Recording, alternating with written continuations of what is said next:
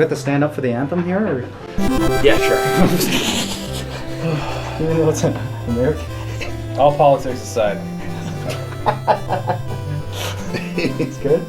And the home of the taco time. There you go. So you gotta choose your teams here. Okay, so. Team 1 and Team 2. Hold up. Go on. I don't even know how to choose teams. Hey, why don't you should be New York? Oh, no, Okay, you should be hold on. Chicago. But you guys are both big Raptors fans, right? Yeah, but they wouldn't. Obviously, they don't in Toronto. You Yeah, know, maybe they have like the Toronto Huskies. How do back in the you? day, I guess. Well, If this was 1887. Yeah.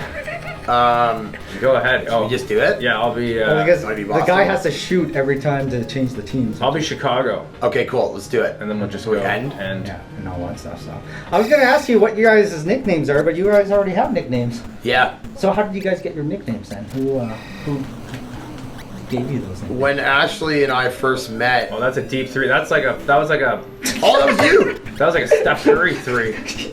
When Ashley I and thought I. that three from like Lethbridge. How do you switch players? There we go. 26 players. Oh, Okay. get him.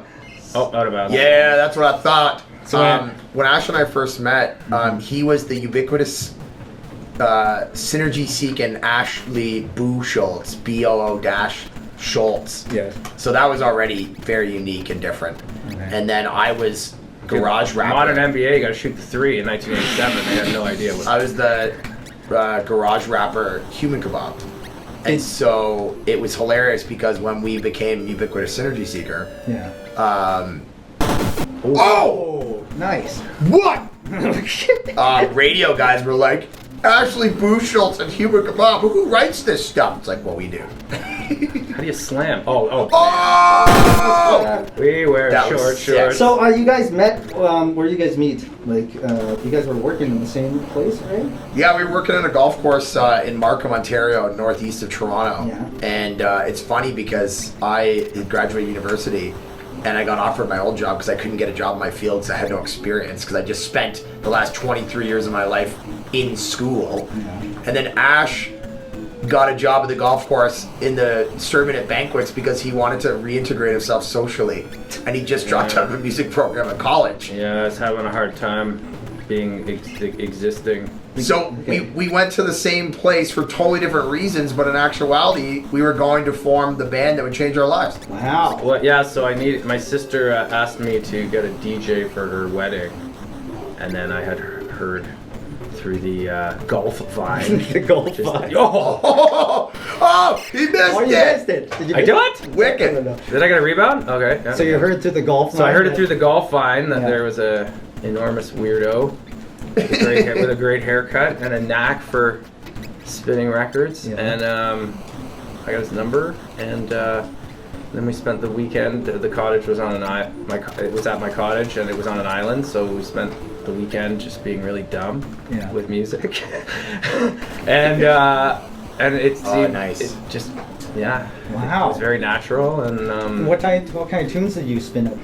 the wedding? then? First of all, it was all on vinyl, Oh, which is a rarity nowadays. wow. It was everything from This like... is before vinyl was cool, right? Yeah, that's right. Yeah, It's when yeah. you paid 99 cents at a garage sale because they were like, get this out of my face. I don't want Milli Vanilli on my property anymore. Yeah.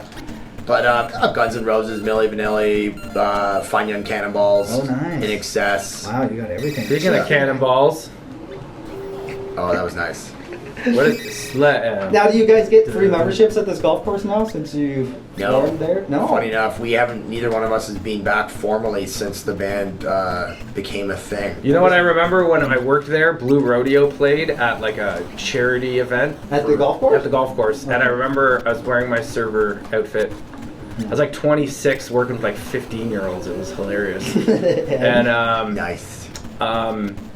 I walked by one of the guitar players, and I was like, I'm like, sir, I gotta tell you, Lost Together. I'm like, that's one of my favorite songs of all Great time. song. Yeah. He didn't stop walking, and he goes, I hate that fucking song. Also, why did I shoot that like Kyle Lowry? And I was just like, man, I hope that I never Be that guy. shatter you know, an out of place 26-year-old's dreams. Like that. Oh, that was a big slam right there. If they come up to you and say, "Oh man, I love Hollow Point or whatever," Yeah, yeah. like what? So, gee, now if you take a listen to Lost Together now, or is that different now? Because Well, I mean, you understand, you know, when you know, if someone gets a repetitive use injury like carpal tunnel on their hand, they might have a disdain for computers. Yeah. So if someone has to play their hit song forever and it's the only, you know, they might tire of it, the experience of it. That's why I quite enjoy having, you know, borderline amnesia.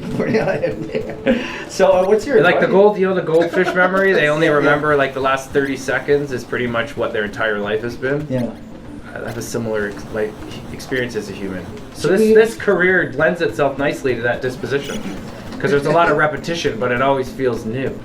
Should we be living like that, too? To live in the 30-second... In the goldfish Buddha moment? Yeah. The Buddha goldfish bowl? Yeah. I think so. I spend a lot of time at monasteries, so... oh, dude. Whoa, Oh my god, that's like... It went out of the screen.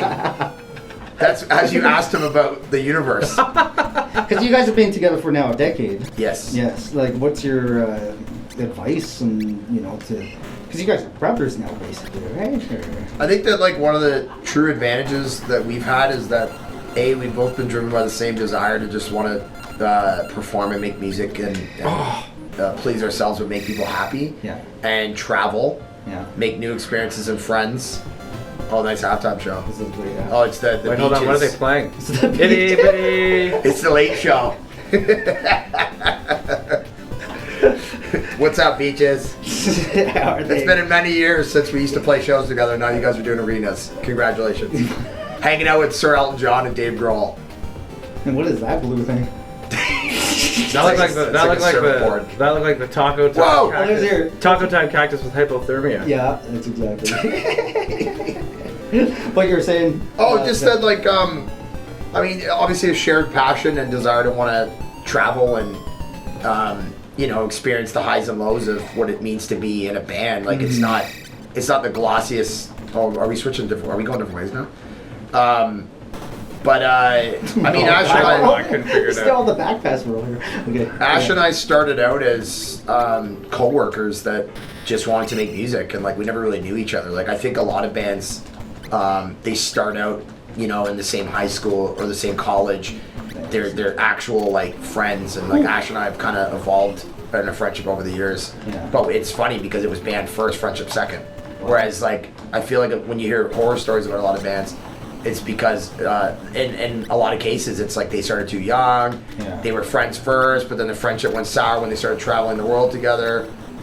We've been very fortunate to experience the opposite. Has there been moments where it's been close on going separate? Well, we actually did go our separate ways in 2006. And early on. Yeah, it's just because we knew that we weren't prepared as individuals to, like, we knew that we had to sharpen our. Subconsciously, I think we knew that we had to do that. Jay came out and worked on the pipeline, and really learned how to make music on a computer. Oh, okay. That kind of forced isolation. I thought you meant like an oil pipeline. Yeah. Really? Yeah. At Fort McMurray, Oh, geez. Cold Lake. So he was up there, and then I was just like living at monasteries and trying to figure out how to become well-adjusted and manageable. Because it's one thing. It's one thing to have talent, and then it's another thing to be able to work cooperatively and be a manageable, well-adjusted person that can, be reliable and dependable and. Give me the 3. So how long you guys were apart then until you realized that? To get back together? Till spring of 2007. Yeah. And then we didn't really start giving it a go until that summer with our first EP, Welcome C Drive. And then when Hollow Point Cyber Hyperbole, our first single, started getting played on the radio, even in Alberta, that's when we were like, okay, now this is a real thing. Like, we're not just playing in Toronto on Queen Street West. Like, we've got to travel now. We have an agent. We have management. We have a publicist. Yeah. we're getting articles written on us. We're visiting radio stations. It's You're like playing double dribble. that's right. On a Thursday afternoon in the Mountain Standard Time Zone. Yes, exactly. So that's where for us it's 2008 to 2018. It's been 10 years. Yeah. Because that's like to us it was like okay, Hollow Point's on the radio. We are officially now. Does that still throw you to hear that song on the radio? Like, go back to that moment when you first heard your song on the radio for the first time. Like, One of the first times I heard it, I was still roofing. Ooh. yeah. And it was on the radio at work because we listened to 102.1 The Edge at work. Yeah. And I remember I was halfway up the ladder with a 90-pound bundle of shingles on my arm, and my boss yelled at me to get back to work because I stopped for a second to listen to my own song and have a moment of like vindication. And you're like, okay. He was like, get back to work. Actually, if I recall, I had just been away on a monastic retreat, and his actual words were, "Hey Buddha, get back to work." Wow. And you did. You became the employee of the month. Yeah. The employee of infinity. I'll finish this sentence here. Oh. At the end of the day, if you Yeah. fill in the blank, at the end of the day, what would you fill in? At the end of the day, what would you say? At the end of the day, never stop trusting yourself. Wow. How come? Because there's no such thing as right or wrong. There's only what you know right before you go to bed and right when you wake up in the morning and right before you go to bed, you know what's right or wrong, and only you know that. So Man. you gotta trust yourself. You learned that at your job or at Montessori? Yes. Yes. No, 3-pointer, sorry. I thought you were talking. You're listening to him, but wow. Yeah, I understand what Ash means because like that it's kind of you have to unpack that statement a little bit because it means also be true to yourself, but trusting yourself means if you set your intentions, like all we wanted to do was make music that we were excited about, that we knew we could pull off, and it was fun, and we felt like no one had ever made that music before. And because we believed that intention, when we got in the studio when Ash was finishing off our first record, we saw the experiment all the way through, and then what do you know, the song gets played on the radio. Yeah. We trusted our intentions. Yeah. Proud one. There you go. I know. I guess in 8-bit world it doesn't really count.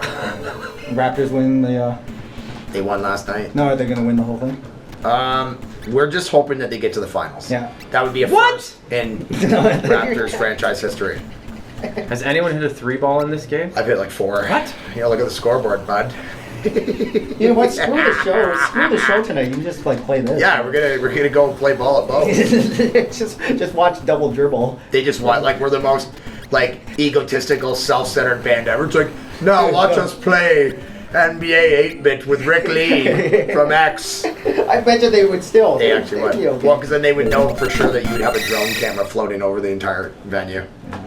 Thanks, guys. 8-bit drone. Thank you. Yeah, that's it. Look at that. Well, Who is that? I have no clue. Pascal Siakam's uncle. Holding the Bible? Holding the black.